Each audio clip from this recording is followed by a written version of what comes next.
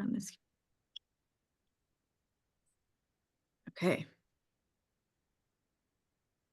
Hopefully somebody started leaf blowing just now. Wonderful. Okay. Excellent. I can't hear it. Okay, just me. Let's take a deep breath. Oh, well, yes, welcome from all around, the great circle here that we're sitting together around the Sooth cards. It's an honor that you're all here. And yeah, I'm really excited to be doing this and to chat with you all. And yeah, it feels like we're making a kind of web around the world.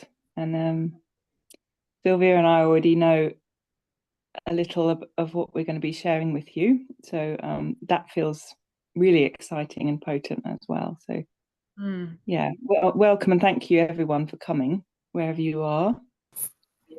Yeah. So I think the way we wanted to start was actually that we were going to kind of just take a moment to actually draw a card, draw two cards, right? We're going to draw okay. For the, and then so we'll do kind of like a group reading just so you get a feeling for Sooth.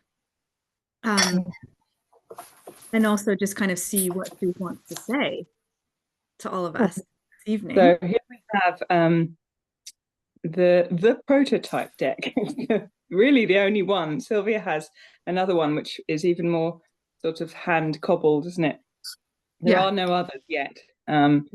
So this is the one that we've been working with and that we've been learning and conversing with and really figuring out what this thing is that we've created. It's going to be about this size in reality, but not cut out by hand with scissors. And paste, we glued by. That's the one I have is cut and glued. Yeah. And I've sorted them into two piles here. So so we have two within the cards. We have two sets of cards, and maybe you want to tell a little of that, Sylvia, or shall we wait till afterwards? What these two the two different parts to it are. I mean, I think we can just very just sort of generally introduce them at the moment. That there's 9 Our Ladies, and we sort of imagine them like a major and minor arcana in a way in the tarot, except also this is completely not like the tarot, but just to have that sense of some cards that are kind of more archetypal or like, as we call them, temples that you enter. And then a set of 19, which were the first cards that we did, that we call the Ways. And the 9 Our Lady cards have a very different feel to them, and they had a little bit more we conferred a little bit more in their creation. They came second, actually. The Way cards are the ones that were created first, these 19, and these are, they feel very strange and very old, and very excitingly potent. And together this kind of wildness and this sense of sanctuary really creates a complete kind of arc of a reading. And the readings that we've come up with are very simple, actually. They just include 1 of these cards and 2 of these cards.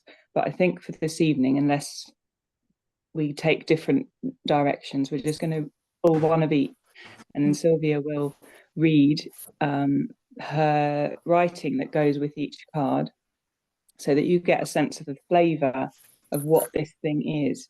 And the idea really is that we lay them out in a 3 formation. So we have like a triangular formation of 3 circles. In the middle at the top is the card that comes from the Our Lady deck. So that is the sanctuary that we are heading towards, and that is welcoming us in. The succor and the place of that, almost like the energetic field that is welcoming us, that we need in this moment of our question. And then on the left hand side we have one of the way cards that describes the energy of what we're arriving with. So we call it the way in. And then the one on the right is the energy that we will be leaving this sanctuary, this chapel with, and we call it the way on. So it's sort of a little bit like we're on a journey, we're in a story, and we're making our way to this place in the woods, and we are asking really deep questions of the character that we meet there. The first card tells us a little bit about what we're bringing in our bag, and the second card tells us a little bit about what we're taking away in our bag, perhaps very, very loosely described. Or perhaps as well, you know, what where we've been coming from, what's brought us in to the sanctuary. This is sometimes how they feel for me when I pull them, that there's a sense, oh yes, this is the place that I've been on my path, has walked me here. And then the way on card can feel like, oh yes, and that, yes, that is the thing I need in order to keep going, in order to take the next step. And I think we created them this way because, just to add on a little bit, because those first 19, when we did the first 19, you know, 6 years ago now, they came through so intuitively and with such a wildness to them, but also this sense of very much the sense of a journey that needed sanctuary along the way, needed grounding, because otherwise it just felt like one could just be wandering, kind of following this thread of the path, sort of around and around. And so to come back into the centering of a sanctuary, to take a breath on the journey, was just a good reminder for us, I think. And then also it made the cards just come to life in a different way. It's like they just worked in a new way. So yes, I guess most of you have read about the way that we've created this deck in an extremely intuitive and a sort of a creative process that involved a lot of trust, where we sat beside each other and worked, but we did not plan what was going to come. We knew we were going to create some sort of divinatory tool that we were going to call it Sooth. We did decide that at the beginning, but beyond that there was no plan. So we really just opened the doors to whatever spirit wanted to come in, and somehow when we work together, when we work alongside each other, something happens that's really magic, and something about our worlds cross over and mix in a particularly beautiful way. And so the 19 cards that came first were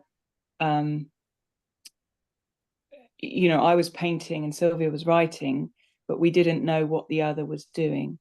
We were, you know, you could sort of glimpse over there that what the other person was doing, but we really didn't know. There was, and it was just a process of letting imagery, for me, just letting imagery come out, and for Sylvia, letting words come out, and the matching of the words to the cards came afterwards. And so, as I mean, we can talk about this in more depth later, but this process was so sort of, yeah, wild and alive in its unknownness, that, as Sylvia said, the sanctuary cards were in fact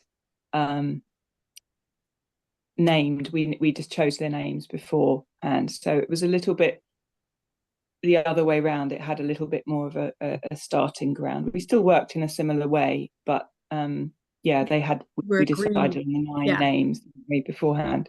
We knew what we were doing we were doing the same thing at the same time.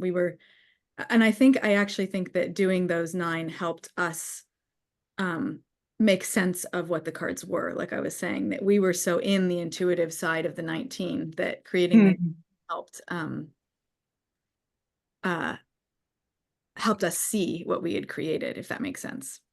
Yeah. And you'll see with the readings, you know, and the cards, that it was very uncanny that how they worked. It was very uncanny. It is very uncanny. And because they do work, even though they're completely you know, silent. It was a silent process between the two of us. And Rima, most of the time, as I remember, I couldn't, I guess I had a slight advantage because I could see things sort of vaguely emerging on your paper, but I tried really hard to be good and like not look at them, you know, and also I couldn't really see what you were doing because there was so much just sketching and moving between different things. So there was very much the sense that we were in one field beyond what we could see. Mm-hmm. I was also having these, like, as you've maybe seen from a couple little samples we've shared, and as you'll hear, I was having these strange rhyming, almost charms come to me that I've never had before or since happen in that way. And so it just felt like we'd stepped through a doorway together, but we couldn't really look, you know, you can't look too closely. Yeah.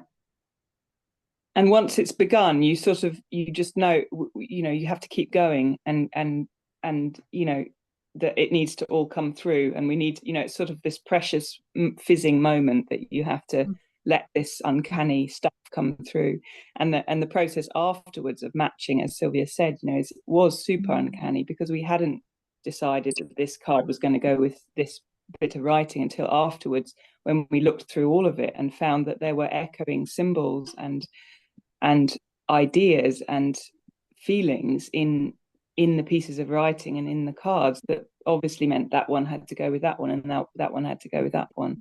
It was a very strange and unusual process, but really, yeah, definitely fizzing. And just to say a final thing, that, you know, to this day, I think every time we pull them or read them, you say, "Did I paint that?" I don't remember. Really? And I read it and I say, "Did I actually write? I don't even, where did that come from?" So, Yeah. and that, I think, as artists is also such a gift to have that feeling. It's a gift to be able to step into that place. It doesn't always happen so easily. But Yeah, it continues to happen, doesn't it? Even, you know, it's very strange. It's a very strange experience, you know. Even looking at them, I feel like somebody else did. I mean, I can see it's my work. I can see it's from my paintbrush, but it doesn't feel like, you know, it's got this sense that it came from somewhere else. And I see. Oh, I'm just gonna mute somebody. Hold on, doing some muting. Okay. Shall I So pull a card? yes, let's just see which lady. Let's do one lady in one. We go for the Our Ladies first. Okay. I'll get them ready. Handle Maybe close. do it this way, and then you can have glimpses of them. Oh, yeah. Ooh.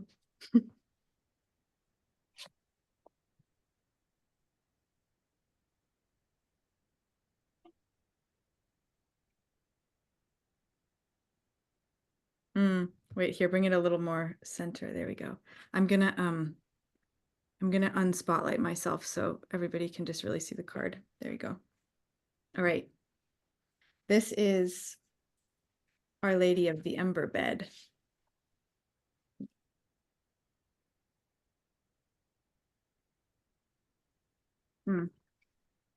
Our Lady of the Ember Bed. At the center of the world is a very great light and a very great warmth. At the center of the world is a hearth as old as time, deep set in stone. In it is a well-built fire. Logs of olive and almond and oak have become an ember bed. The ember bed is bright and rich and thigh-deep in the old hearth. It dances with heat. Worlds rise and fall across the surfaces of the embers. Long-lost eons move in veins of purple and blue. There are auroras, forgotten scripts, deserts, ocean floors. Here in this hearth is the smoldering of a longing that survives lifetimes. Again and again, in every one of us, it is born. Pigment swirls through the ember bed, ochres from the palette of the first human art in the world. It's hot enough to fire clay vessels watertight, hot enough to smelt copper into rings, pure enough to turn silver into gold. Our Lady of the Ember Bed is the hearth itself. Her heart and her womb shine with embers. Her hands shape clay and metal. They cradle the alembic of creation, the radiance curled up in seeds. In all things that are conceived, creation's spark, what makes the bread rise, the beautiful pattern that is taking shape under a painter's hands, the fertilized egg in all mothers, robin mothers, river otter mothers, herons, grass snakes, honeybees, seals, snow geese, humans. Here, in Our Lady of the Ember Bed, is the egg and the ember, the bursting forth, the organizing principle, the rhythm under the rhythm that makes a poem sing, that makes a story carry God. Our Lady of the Ember Bed knows what you were longing to give birth to. She knows the rhythms of your gestation. She knows the origin of your desire. When you create from this origin, from this desire, over and over again, the world is saved by beauty and by love. Michelangelo paints the Sistine Chapel. A storyteller sings the epic of the Ramayana over 7 hot nights. A coast Miwok weaver feathers an offering basket with the iridescent quills of hummingbirds. A mother births a child under the heartbreak glory of this world. A hand paints lionesses on the torch-lit walls of Chauvet. Our Lady of the Ember Bed offers you an ember now.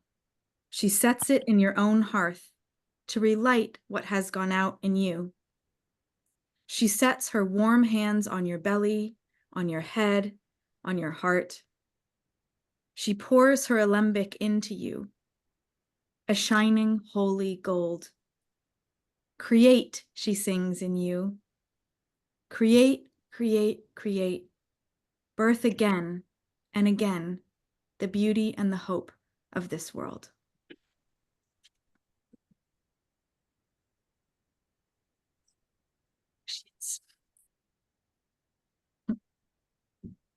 That So beautiful. seems suitable And very for the moment. I know. In case you're wondering what I asked, I just asked what wanted to be spoken here in this meeting of all of us. So there we go. That's a message for us all. Wonderful. Wait, Blair, are you raising your hand on purpose? Yes, I'm sorry. That's okay. The world will be saved by beauty, and what is more beautiful than love? Is a quote from Dostoevsky's novel The Idiot, and then it goes on. The quote is also associated with Dorothy Day, who was a social activist and founder of the Catholic Worker. Day is said to have loved the quote and added, "Those who do not believe in God, they believe in love." Beautiful. Oh, thank you. Thank you. Yeah. I think we should have the next. Okay, let's have the next. Okay, so let's see our way.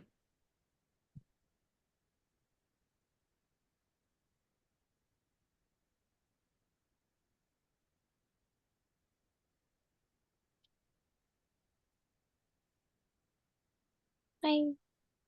Oops. Interesting. This one likes to, this come out in our, in our recording, in our video. She likes to emerge. Hold on. I'm just pouring another cup for my reading here. Okay.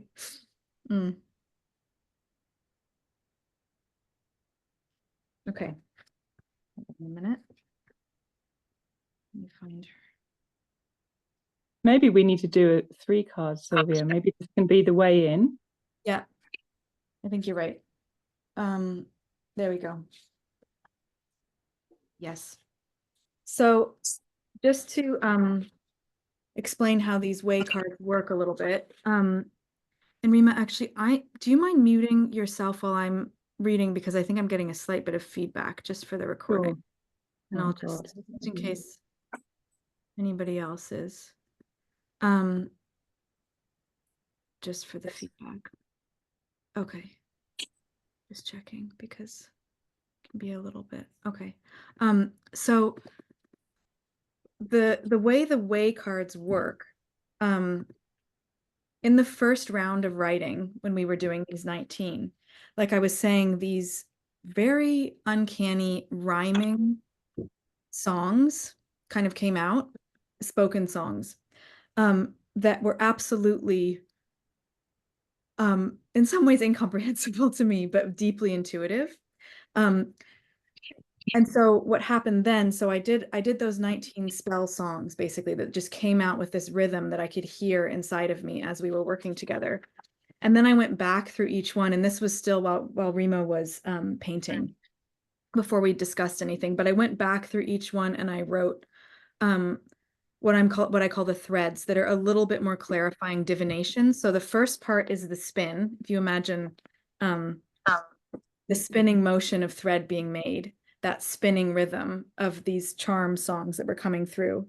So that's part one of the reading of each card. And then part two is the threads that kind of brings the fibers together in the reading. So that's just so you know what's going on. I'm just checking. Sylvia, just before you start, can you ask everyone to mute themselves, or do you have the capacity to do that? As I'm going through to mute people because yeah, there we go. I think it's good now. I just went through the list. Yeah. But yeah, if you notice that you're not muted, just for now, because it creates challenging feedback in people's ears. And then there'll be time to chat and unmute. Okay, so this card is called Morning Chords. It's card number 13. This part is the spin. Leaf fall, and Gulstra woke the ringing. Ring around the landstone, ring around the well. There they come in sorrow, where water rang and fell. Fish net he nodded, fish charm she hummed. Gulstra, how she loved him, that man of shade and dell. Gulstra, how she lost him, raveling what swelled. Owl called the night in, cuckoo called the morn. Dormouse made the dream crack. Hazel shone the dawn. And Gulstra stood the stone long, for he would come by star O, and she would let him go. Now this is the thread. Let go now. Mark your cheeks with the lines of loss. The way the leaves fall makes a language of release. Let go of what is not alive. Let fall what is heavy. Songs of mourning carry the chords of time, and in time the notes of return and destiny ring. Let go, leaves fall. What is coming through the trunk and sap cannot be seen, but must be trusted. Do not obstruct what is falling, but mourn it in order to make the falling complete. Leaf fall under the tree's root is the only way to cross into the coming season. The water is full of fall. Trust what is going, and trust what will come. This is feeling like a personal reading, Rima, for me. Oh, you're muted. You're muted. Yes, I think it might feel like that for everyone in some way. Yeah. It's like, woo. Try not to cry while I'm reading. Okay. Oh gosh, good. I'm seeing. Oh, everyone's like very a personal moved. reading. Okay. I thought this might happen. Oh gosh, bless you all. Yeah. Oh, literally. Right, is everyone ready for the third card? Let's get that third card. Come on, get us out. Okay. Yeah. Right.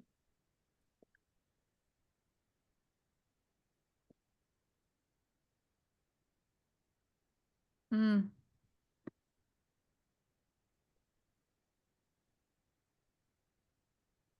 Ooh.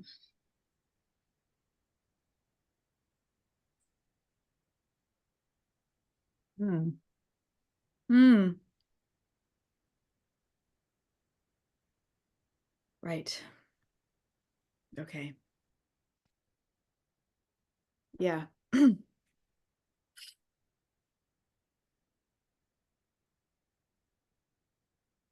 You know, I I almost feel like I literally had this reading the other day. This is wild. Sooth. Okay. Sorry. Okay, so this is card 19, and it's called Old Ones Dancing. So here's the spin first. Try not to cry. Unravel at the threshold. The bark is thick with night.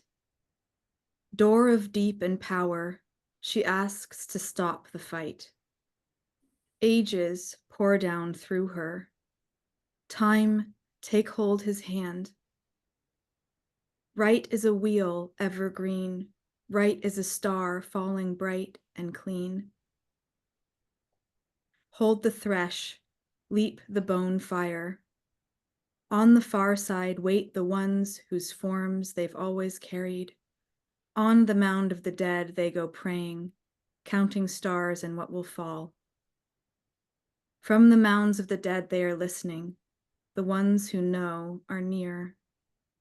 The ones of clan and hoping, the ones of future's turn. Hold her, fill her, know her. Save him, trust him, wait. Here come old ones dancing. Tend the holy gate.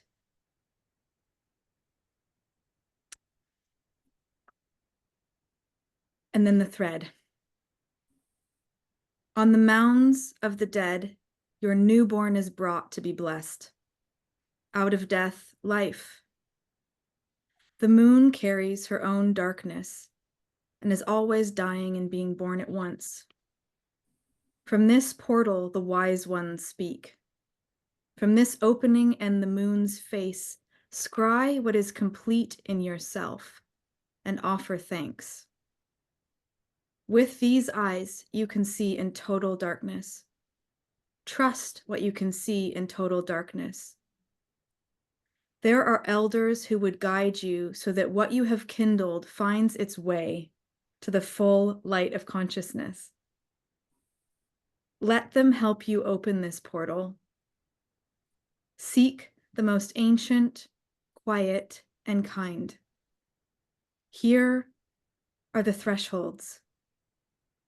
Make space for benevolent and helpful primordial spirits to open the gate between ages. Rest in completion. Begin.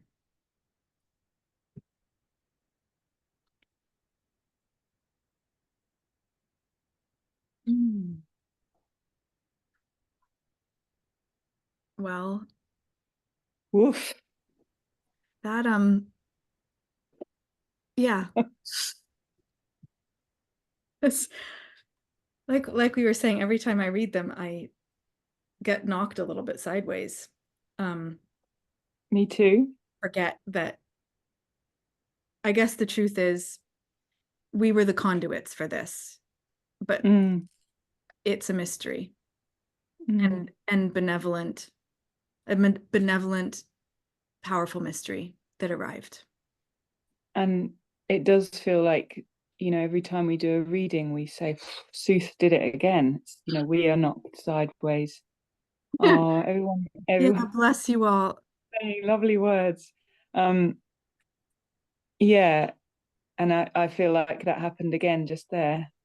And it does feel like sorry. I suspect it might feel like a personal reading for all of us, but also somehow for you and I, in terms of our bringing forth of this very thing, it's kind of like a meta reading. It is. Yeah, the walking through all the lettings go that we both had to walk through to create and now birth this. And I think also, actually, I'm just reflecting on what this moment in the world feels like right now, in terms of great grief and loss, and just a great grieving that is needed ongoingly at the moment. It just keeps feeling like it keeps getting worse. And in the midst of that, the reminder to sit down at the great hearth inside of each of us and make and create beauty with all that we are. And to look deeply into the ones who, you know, the ancestors and ones who stand behind us and beside us and with us. Absolutely.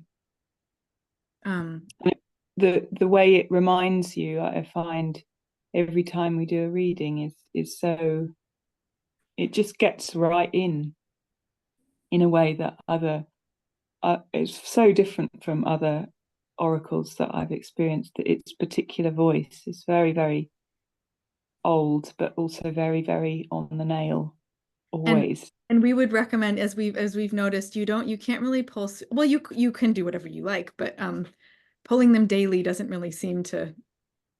No, it's they're really long. Yeah, it's really full on. It's like when you really need it. And I think also when you do them daily, she's like, just give you the same card every time. Because, you know, it's like, just, I already told you, stop asking. There's plenty of richness to be sitting with for a while, isn't there, each time you do a reading? You don't need to be knocked over every day by the, like, yeah, messages. Anyways, I want to make sure that we have time. Just yeah, if there are questions, conversation, just if we want to open it up a little bit to questions or anything else.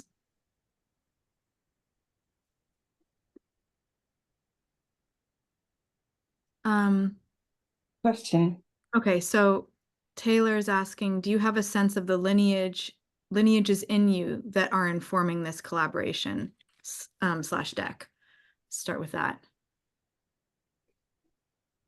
Wow. Question. Not really sure how to answer that. You know, I suppose on one hand, there's, you know, our own personal stories of lineage and how that relates to our art making.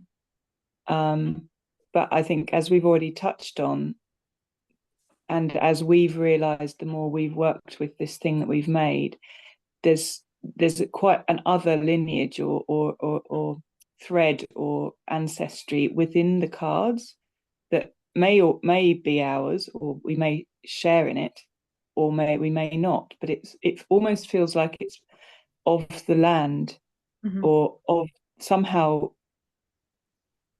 It's got a very sort of Paleolithic sense to it, hasn't it? It feels like this voice coming up from the layers of the rocks and the sediment underneath our feet, and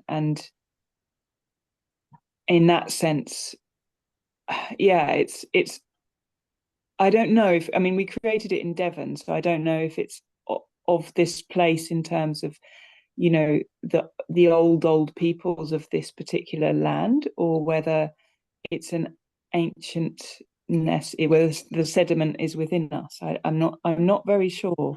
Yeah. It's sort of almost feels, the archaeology of it is sort of almost too old to tell. It may be that the more we speak with it, the more we'll sense. I don't know.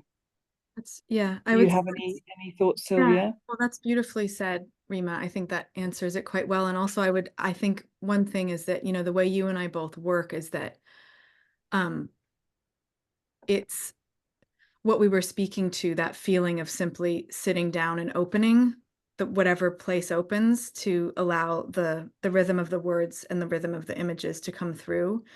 It's so non-verbal in a way, and so like linear actually, or in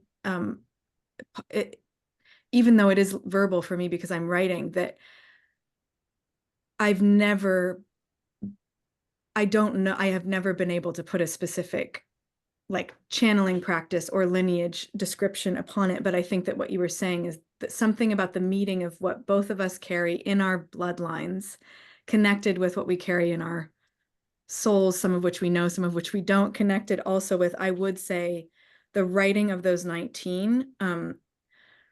They came forth from me after spending about a month with you in Dartmoor, sleeping quite close to the earth, being,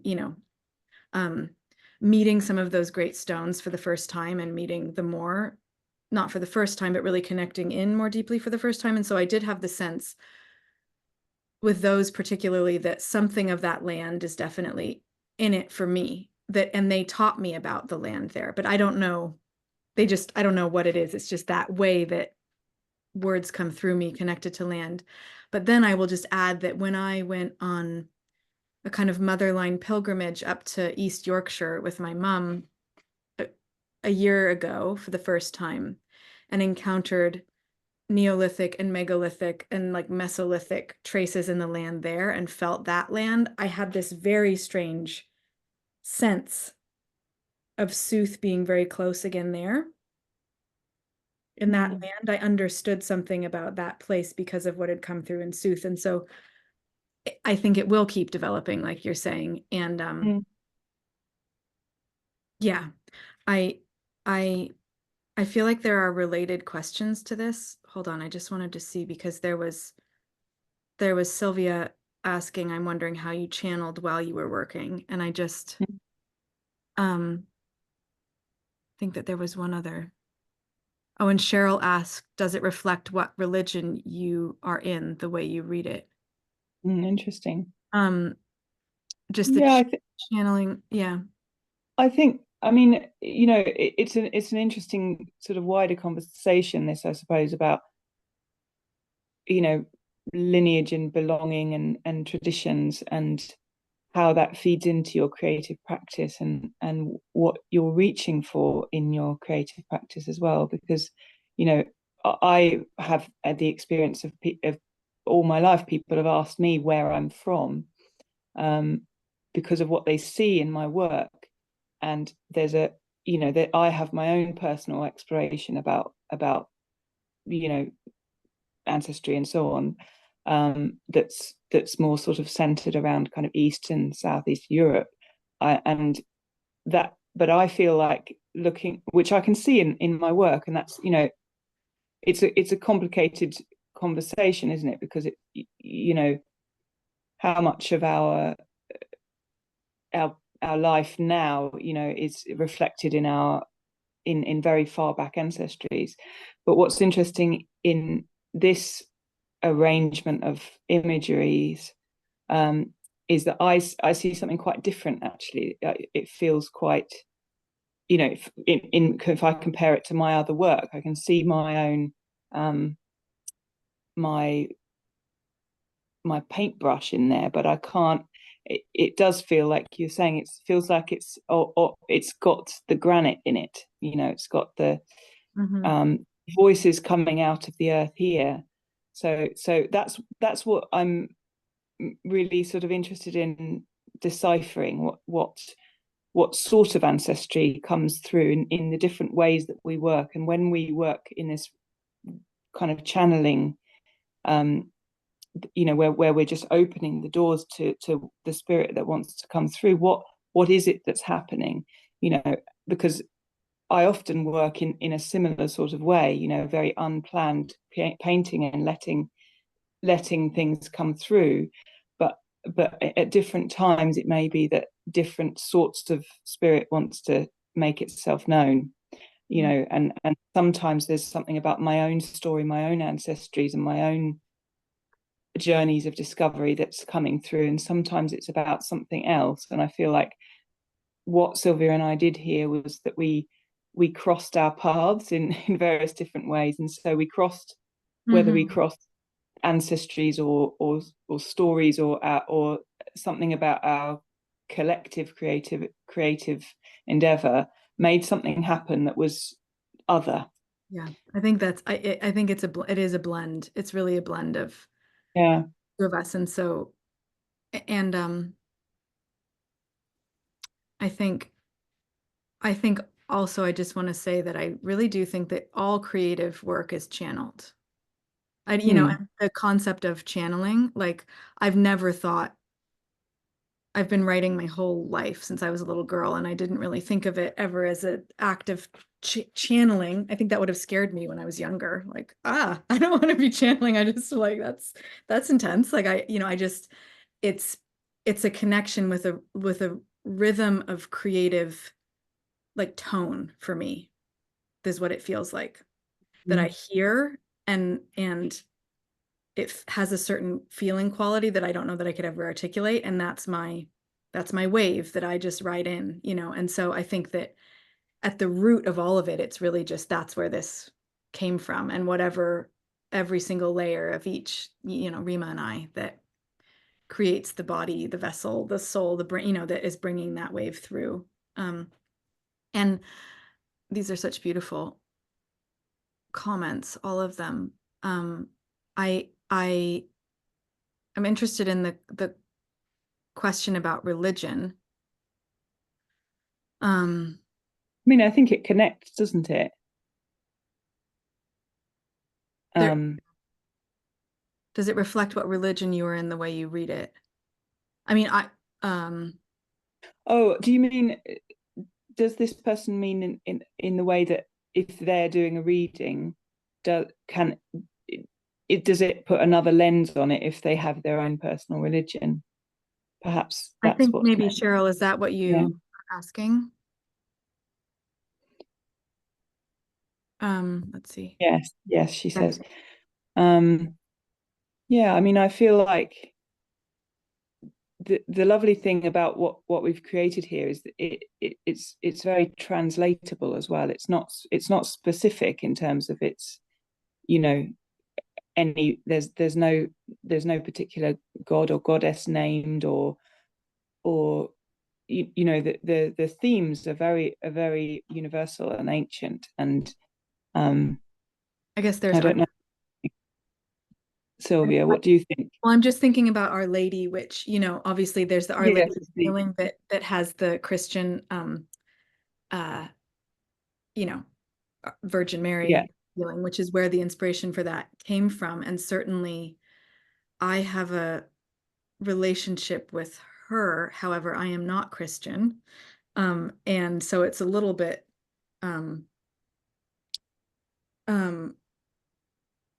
the way I see, just in that sense, in case that I've wondered about this potentially being upsetting for people who are Christian or not, but the way I see Our Lady, I think from spending time living in Crete, what I found was that when I would encounter the Virgin Mary, icons of her in ancient caves, for example, cave chapels, what it felt to me was that she held in her skirts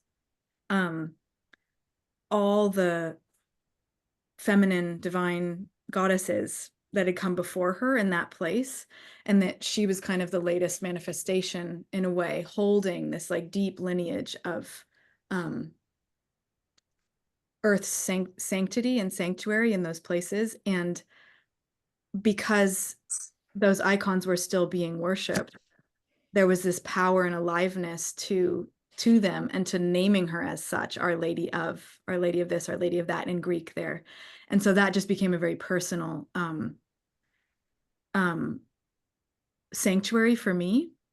And so that's kind of where that came from in the deck. However, these Our Ladies are pan, religious. They can hold, they're meant to hold all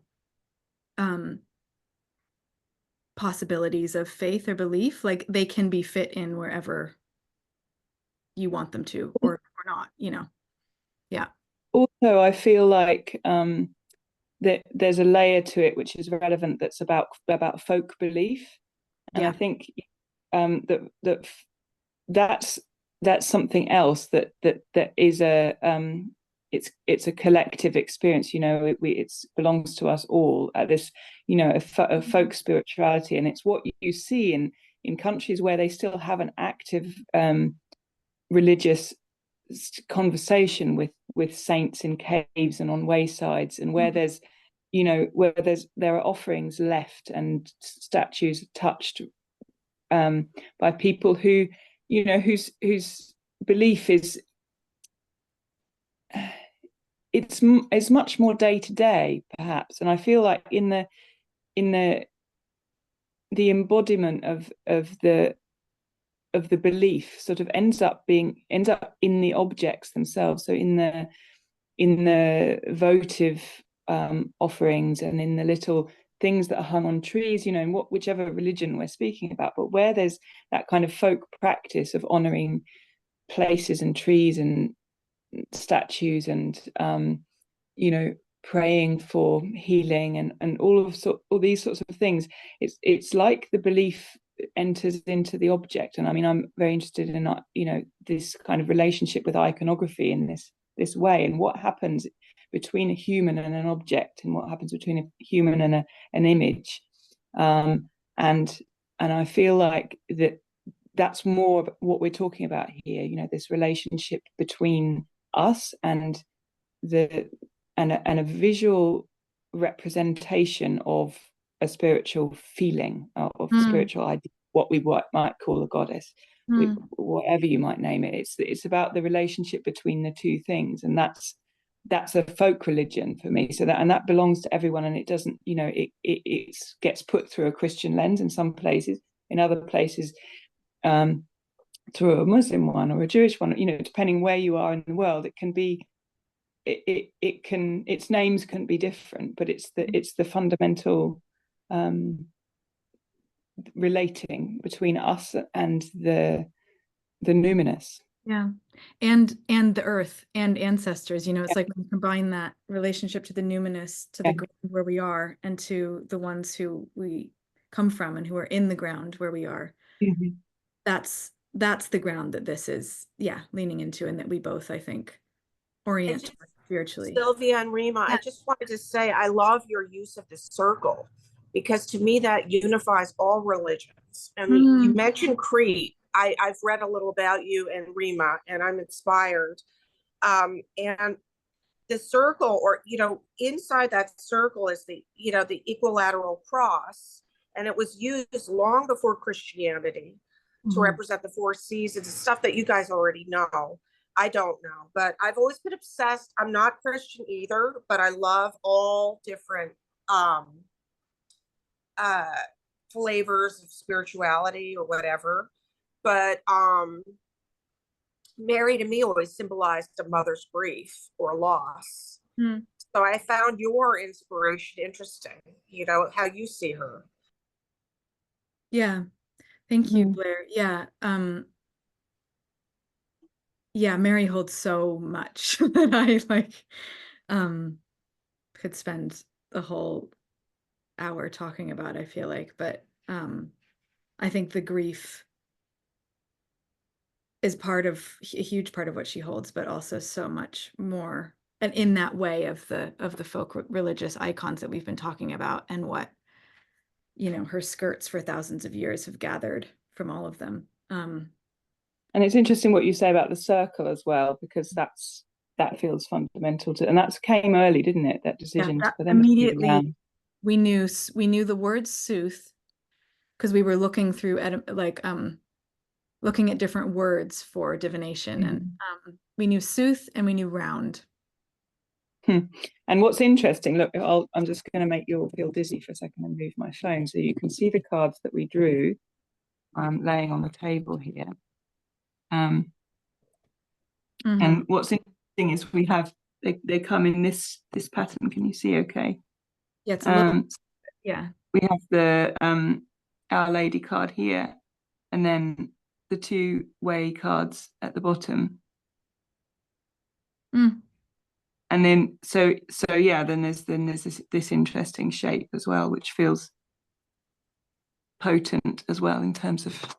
Yeah, and you know what I just realized that those two cards together have the old ones dancing looks like it's got just so there's so much more that, you know, when each of you actually have these decks in your hands, I'm so excited to see. Look at, that's wild.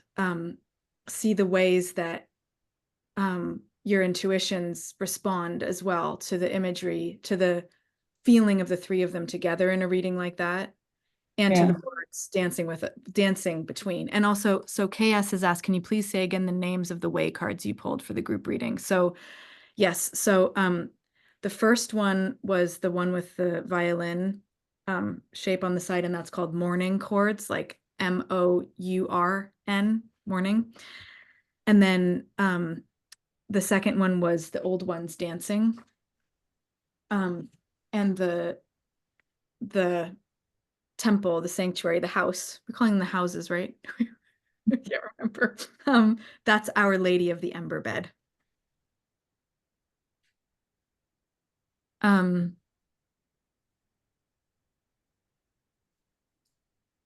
Any other questions that or did we miss any? Oh, Jennifer, Rudston Monolith in yes, Yorkshire. That's one of the places I was talking about. That's amazing. You live near there. It's very potent place. When will they be ready for purchase? So they're ready for purchase now. Like, so we're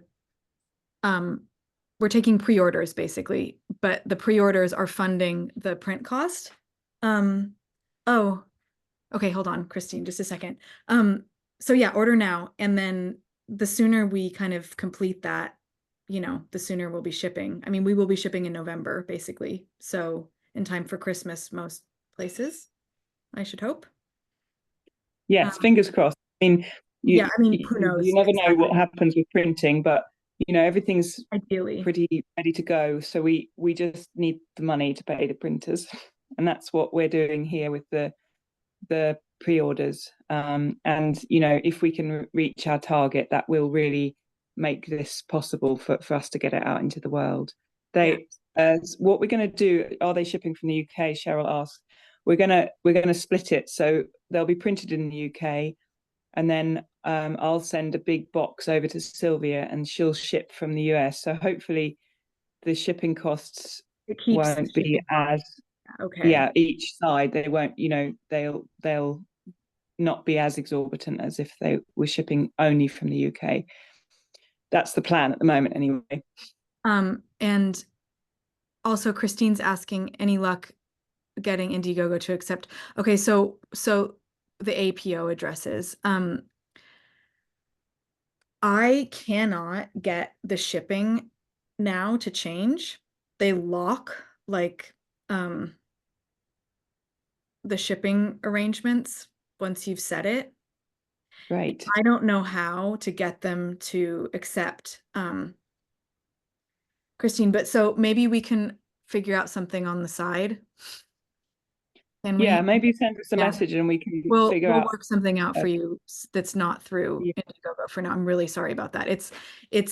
There are things about that platform that aren't ideal for some of this, but just in terms of gathering the funds to print them and everything, it's great. But stuff like this is a downside, or just they don't let you make a lot of changes of any kind. So yeah, thank you. Messages, Patreon, Instagram, email, I would say. Is that same for you? Where do you prefer to receive messages, Sylvia? I prefer email. Yeah. And I'll put my email again here, and then we can also put and we can put Rima, you can put yours too, and then also let's get the link for find the link for our good point. Cards. Let me just go find that.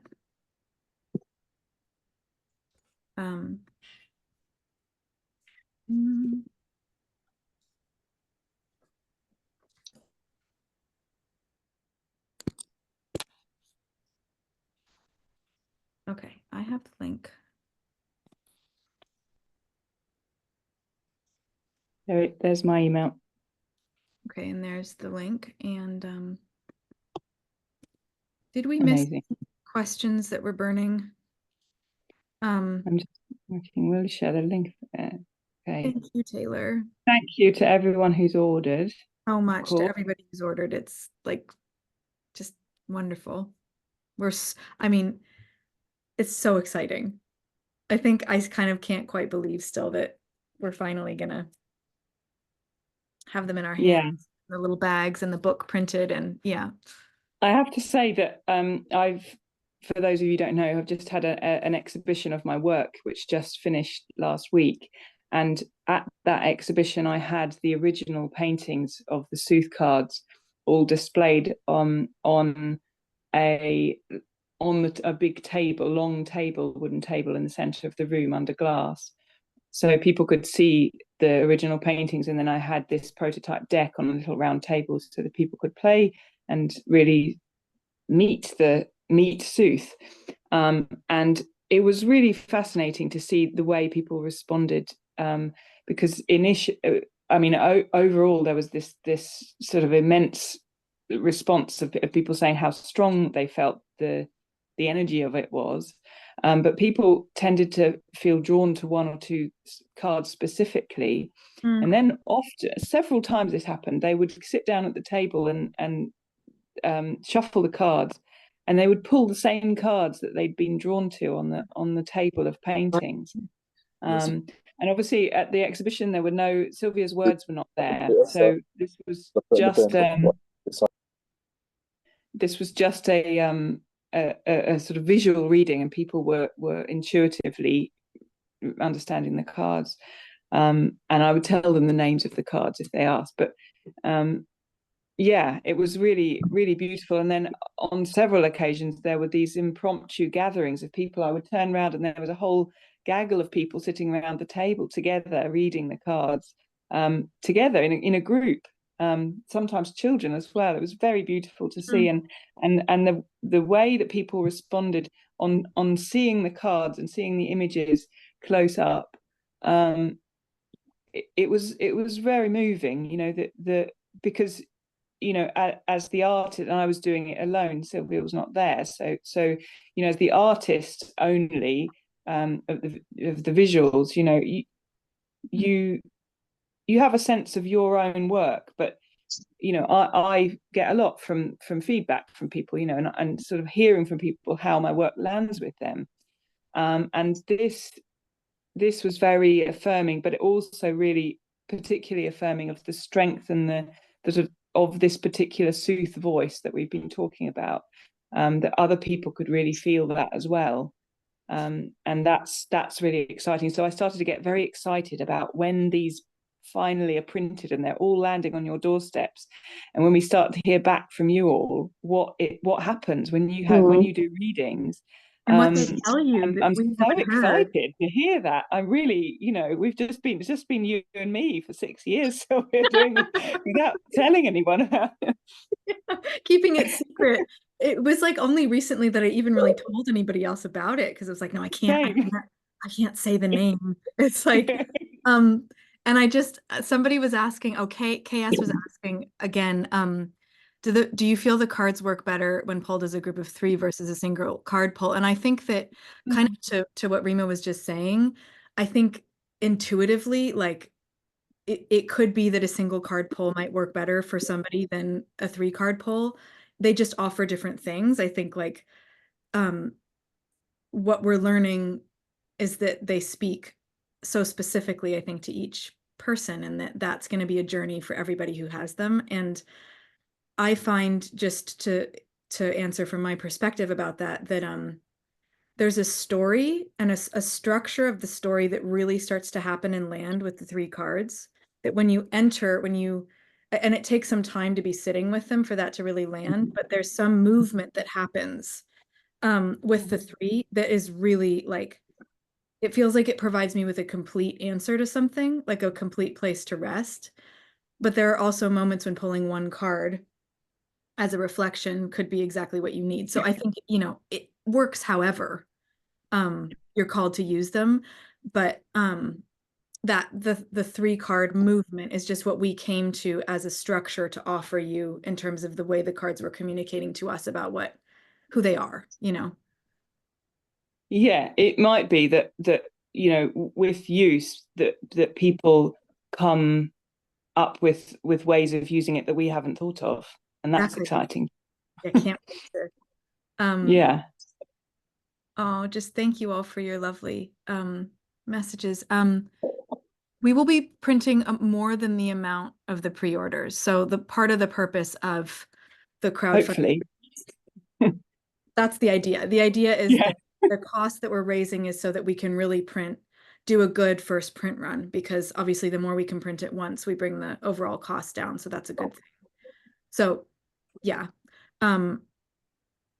But yeah, hopefully it means then that there will be more for sale in our shops. There will be. That then this you is just tell all your friends about and say, go to their shops and buy this card deck, because that's going to also, you know, keep us in bread and butter for a few more weeks.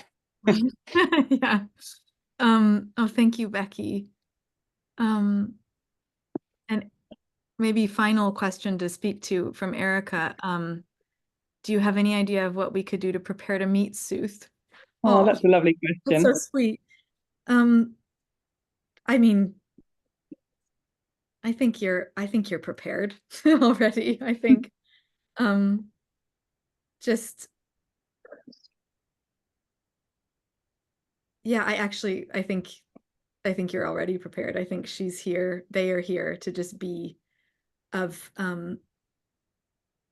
support and love and nourishment to all of us in this time. And I think if anything, Sooth is like, oh my gosh, girls, this is taking you a long time.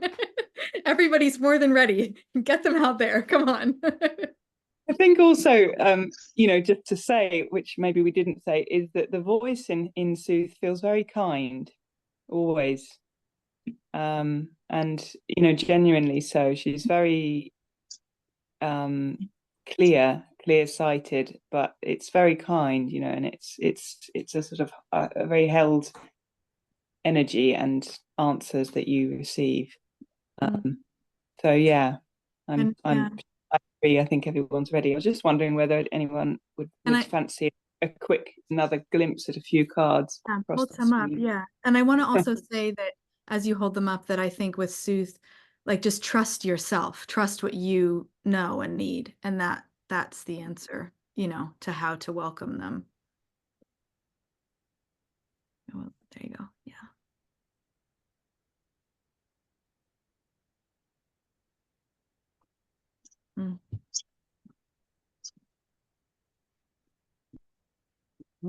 There. Yeah. Oh wait, I'll move myself in case it's.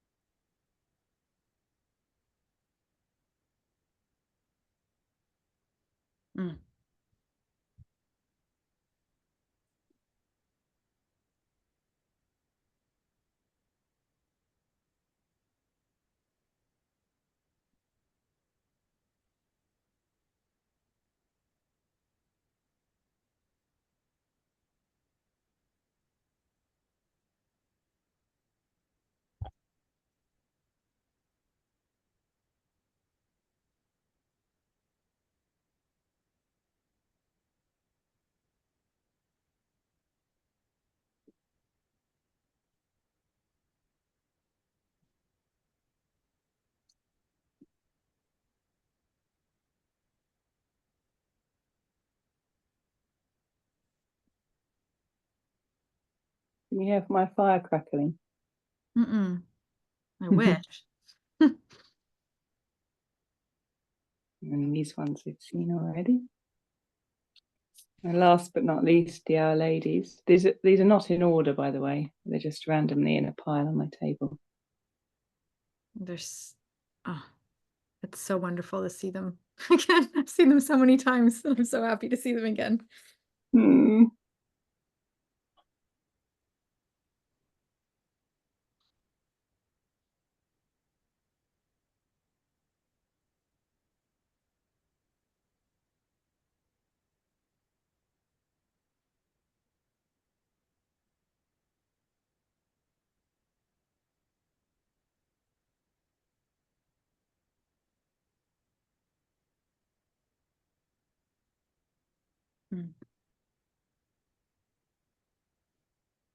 There we go. Oh, perfect. Well, bless you all for these beautiful messages and for being here. Feels like yeah, just a nourishing blessing upon the birth to have you here. Yeah, really lovely. I'm just reading these messages. Can we save these messages, Sylvia? You ask as if I am the tech whiz. Yeah. I'm moved by your confidence in me. I don't know. Anybody know? Wait, let's see. Save chat. Oh, okay. It'll be somewhere. Yeah. Okay. Okay. I think that is all. Oh, it's really, really lovely to have you all here. Thank you for coming and for blessing this. Yeah, tell everybody. Tell everybody. Word. Yes, and yeah, enjoy your weekends. Oh, it's hard to let everybody go. Okay, we better. Thank you all for your really warm and lovely messages. It means a lot. It does. Yeah. Okay. All right. Good night, folks. Thank you. Thank you. Thank you. Good night.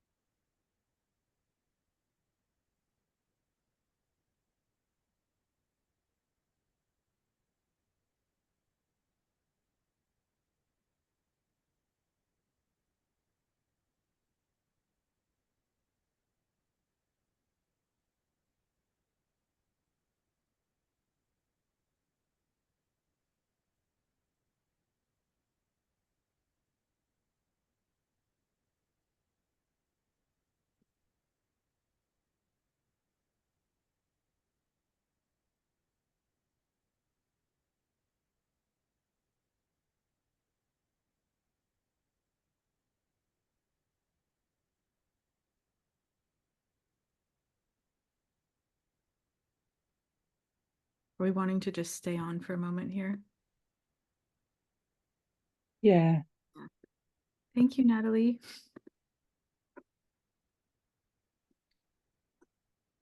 I wonder if I can close. Can you do that? Let's see.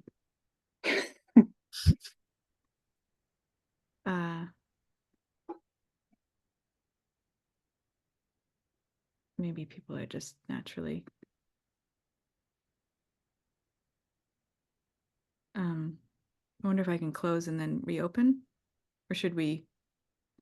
Oh, it's all right. We're nearly there. Look. It's like being at a party, isn't it, where you're saying goodbye to people at the door. Yeah.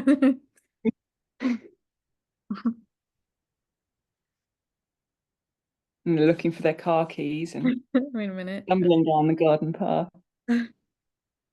Oh.